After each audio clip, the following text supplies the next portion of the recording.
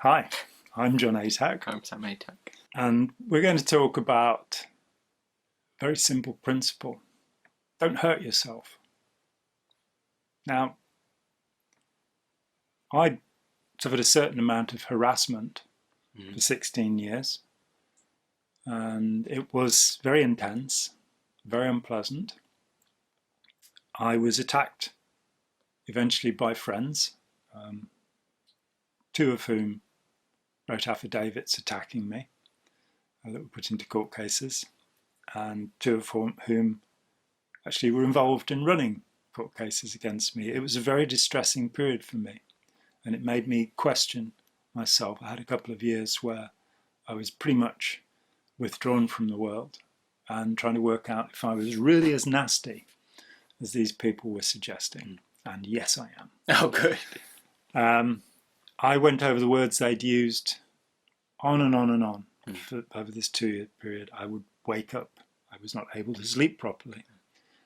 And during that time, I developed a principle. And that principle was, don't harm yourself. Don't hurt yourself.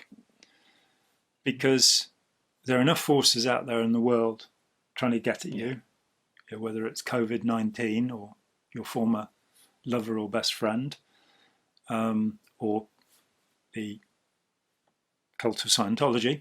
There are enough things out there that are going to try and hurt you. The criminals, the gangsters, all of that kind of stuff. And that doesn't mean that I believe that you should not criticize yourself. It's a good idea to be very open to doing that. In what form should you do that? Like, can we introduce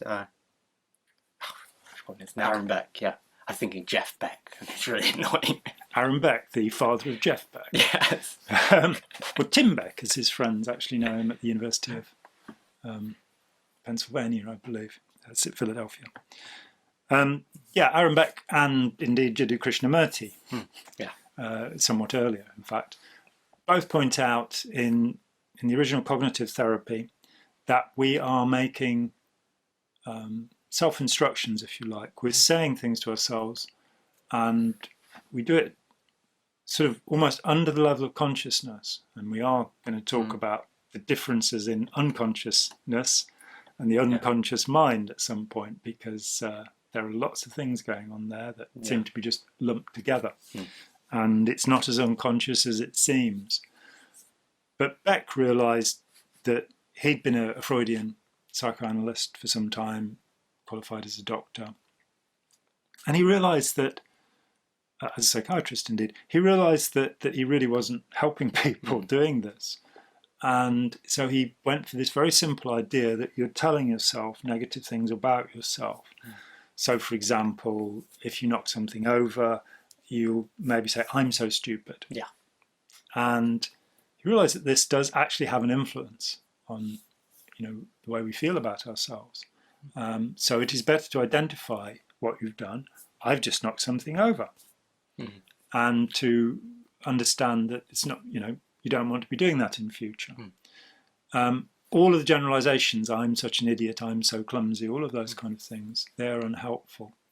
And I first read about that in Beck's Love is Never Enough, which I still think is a very good book. I think Beck's been pushed aside a little with cognitive therapy becoming cognitive behavioral therapy, and some of his ideas not necessarily being, used to their full effect. I think Love is Never Enough is a book I recommend. It's a book about relationships, and I'd actually recommend that John Gottman is probably better on relationships. But in terms of how we communicate with one another, Love is Never Enough is very good.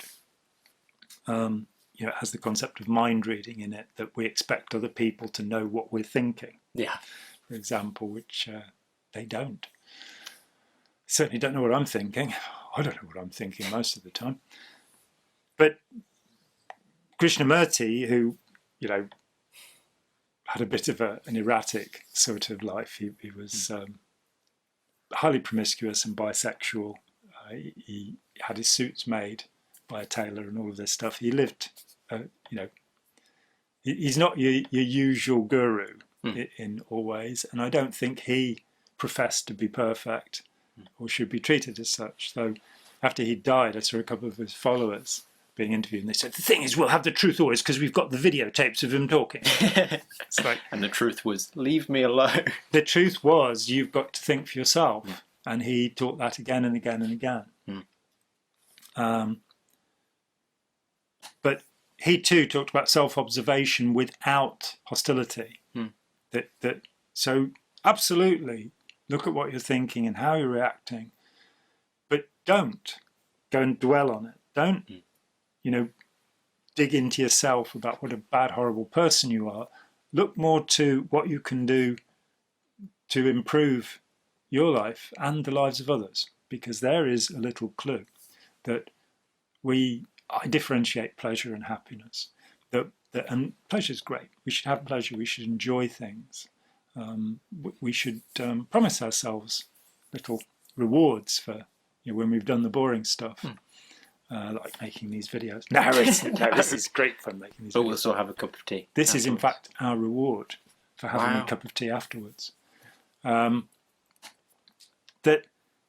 That's pleasure. Happiness, as far as I'm concerned, comes from realizing that you've benefited somebody else. And that can lead to smugness, which, as my friend Mitch pointed out many years ago, is not the perfected condition of mankind. He'd figured that, the road to smugness, that basically Scientology was a way of becoming ever more smug, or ever more narcissistic, ever more selfish. And I think he was probably right. In fact, I'm pretty sure he was right.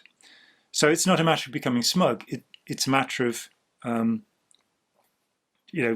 working towards redeeming yourself. If you've done hideous, horrible things and you've developed a conscience, then you can either sit around and damage yourself, or you can do something that helps others.